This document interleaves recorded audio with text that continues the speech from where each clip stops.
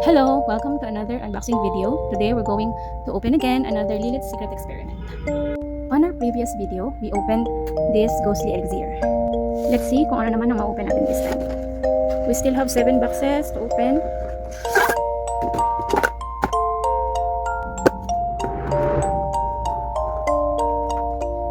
Okay, meron na tayong ghostly elixir.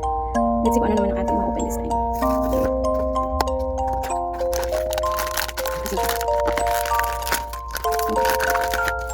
3, 2, 1.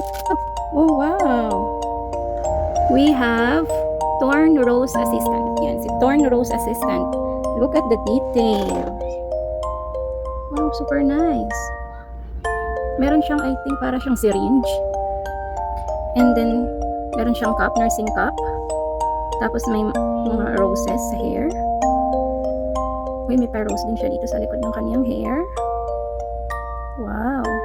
And then parang may pa-bandage yung arms. Yung design ng kanyang sleeves, parang may bandage.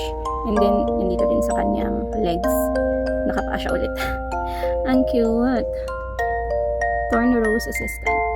Wow! Ito yung nasa belly part, may heart. Ayan, heart. And, ayan, may mga details niya.